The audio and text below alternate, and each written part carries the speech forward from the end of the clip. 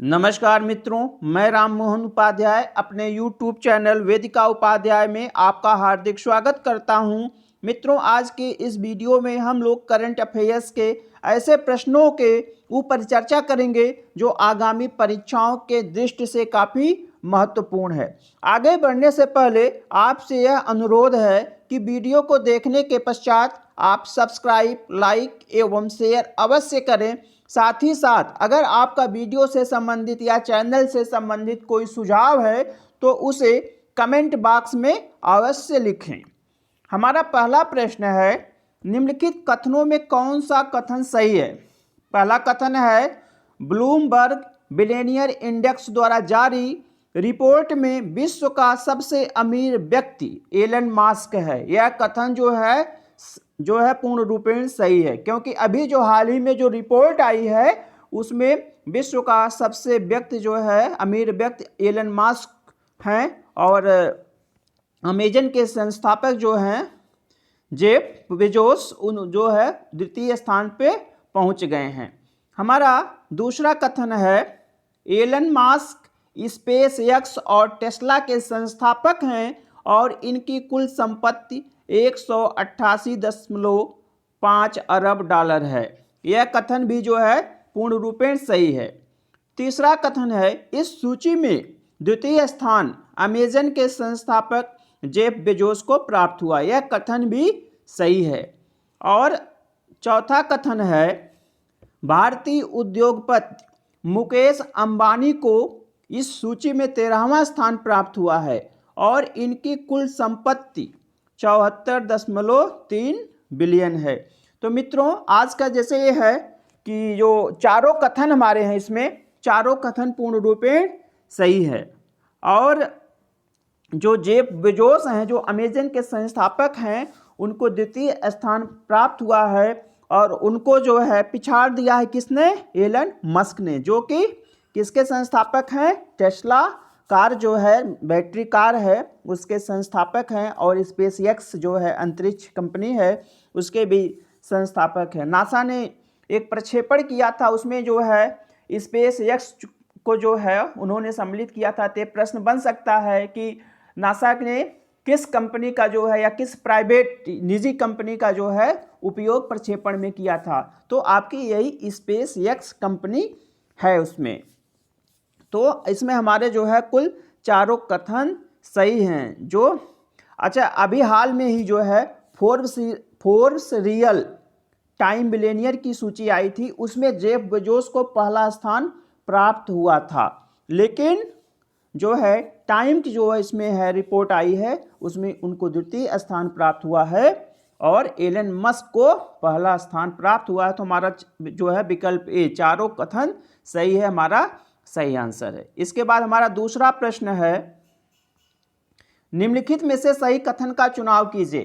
पहला कथन है, भारतीय प्रवासी दिवस का आयोजन भारत सरकार द्वारा प्रत्येक वर्ष 9 जनवरी को किया जाता है। यह कथन पूर्ण रूपेण सही है। इसके बाद हमारा दूसरा कथन है, 16वें प्रवासी भारतीय दिवस की मुख्य विषय वस्तु थी आत्मनिर्भर भारत में योगदान। कौन सा है? 16वां है। तो यह कथन भी पूर्ण रूपेण सही है। इस प्रकार से हमारा विकल्प ए, दोनों कथन सही है, सही आंसर है।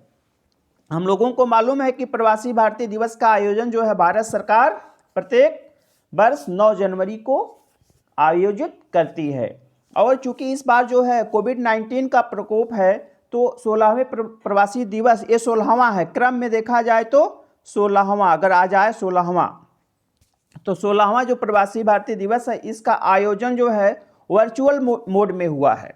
वर्चुअल मोड में हुआ है और उद्घाटन सत्र में जो मुख्य अतिथि हैं, सूरी नाम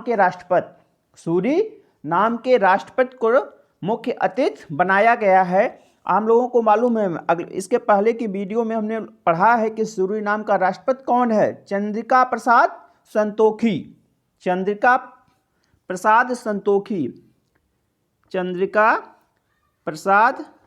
संतोखी इन्हें सूरीनाम के राष्ट्रपति हैं और ये इन्हें मुख्य अतिथि के रूप में नियुक्त किया गया था।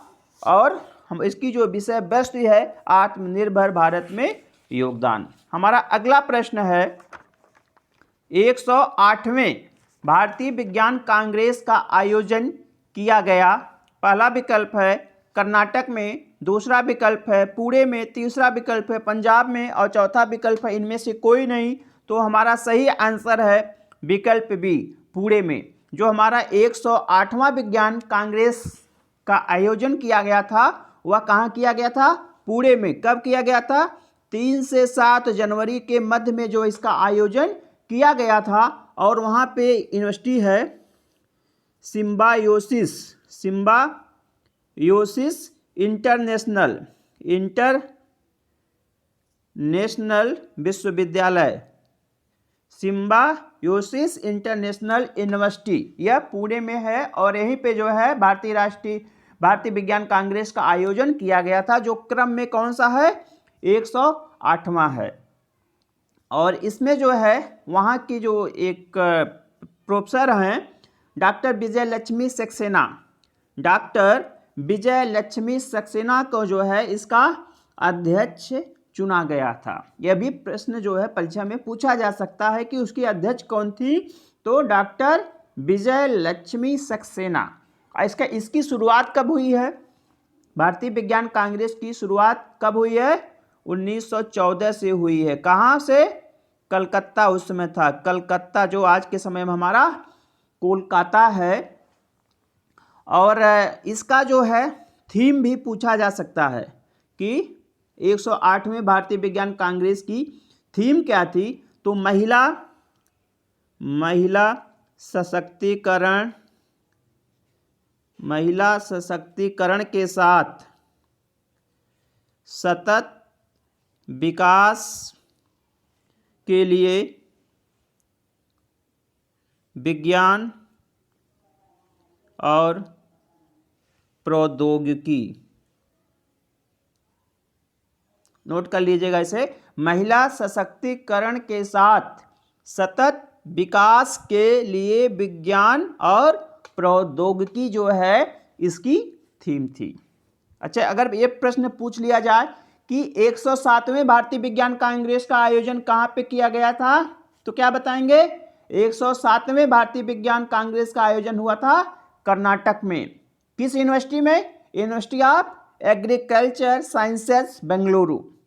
University of agriculture sciences Bengaluru में जो है इसका आयोजन किया गया था।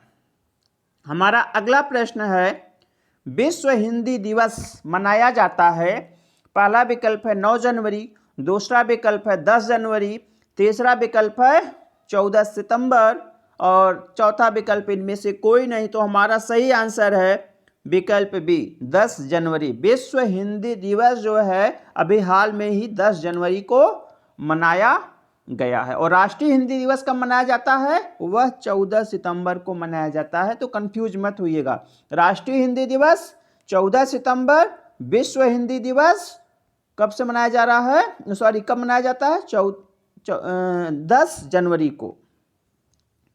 हमारा अगला प्रश्न है निम्नलिखित में सही कथन का चयन कीजिए।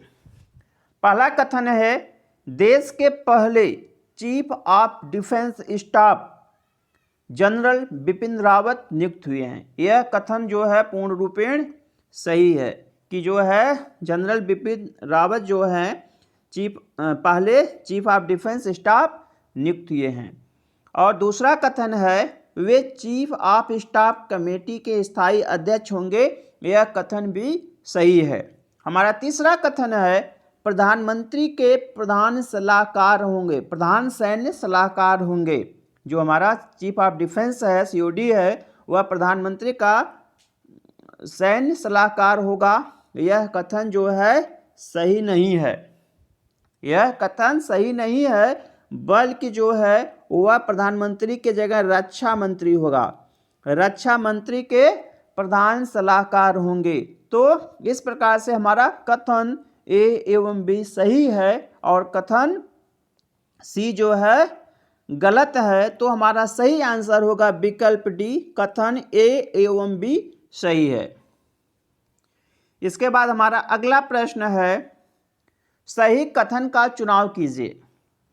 पहला है 7 अगस्त 2020 को पहले किसान रेल का शुभारंभ केंद्रीय रेल मंत्री द्वारा किया गया।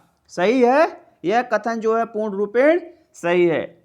दूसरा विकल्प है यह ट्रेन देवलाली से बिहार के बीच चलेगी।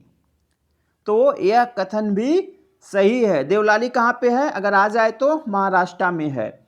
और तीसरा कथन है यह ट्रेन कुल 1519 किलोमीटर का सफर तय करेगी। यह कथन भी पूर्ण रूपेण सही है। तो इस प्रकार से हमारा तीनों कथन ए बी सही है। तो हमारा सही आंसर होगा विकल्प डी, सभी कथन सही है। हमारा अगला प्रश्न है सही कथन का चयन कीजिए। तो पहला विकल्प है 31 जनवरी 2020 को ब्रिटेन यूरोपीय संघ से बाहर निकलने वाला दूसरा देश बन गया। तो यह कथन पूर्ण रूपेण सही है। 31 जनवरी रात 11 बजे जो है ब्रिटेन यूरोपीय संघ से अलग हो गया और वह कोई इकलौता देश नहीं है, बल्कि उसके पहले भी एक देश जो है यूरोपीय संघ को त्याग चुका है। अभी हम आगे उसका आंसर आपको बता रहे हैं। ब्रिटेन के यूरोपीय संघ से बाहर निकलने को ब्रेक्जिट, बार बार जो है प्रश्न परीक्षाओं में ब्रेक्जिट पूछा गया कई बार। तो ब्रेक्जिट क्या है? तो ब्रिटेन के यूरोपीय संघ से बाहर निकलने को ही ब्रेक्जिट कहा जाता है। मतलब ब्रिटेन एग्जिट।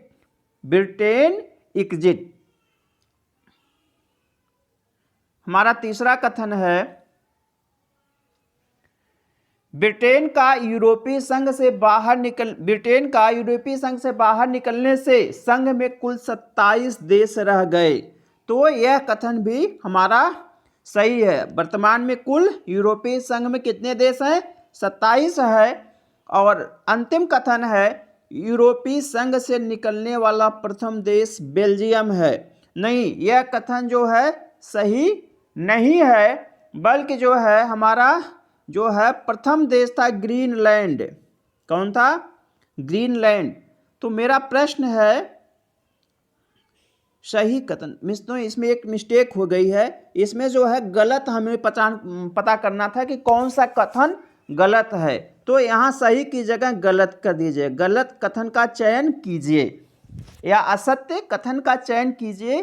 तो असत्य कथन है हमारा विकल्प डी, यूरोपीय संघ से निकलने वाला प्रथम देश बेल्जियम ने होके कौन सा है?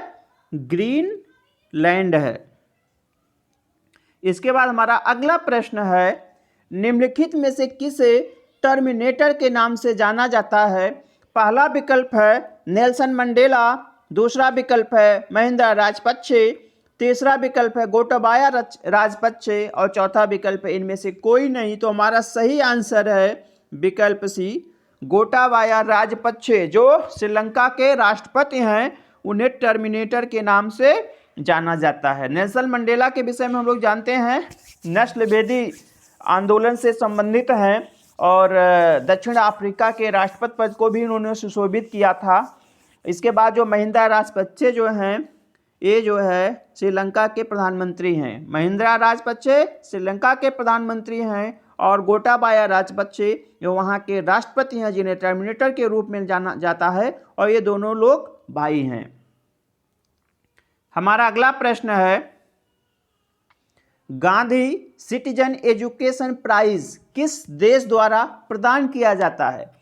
पहला विकल्प है इजराइल, दूसरा विकल्प है पुर्तगाल, तीसरा विकल्प है मॉरिशस, चौथा विकल्प है इनमें से कोई नहीं। तो हमारा सही आंसर है विकल्प बी, पुर्तगाल। पुर्तगाल के जो प्रधानमंत्री हैं एंटोनियो कोस्टा,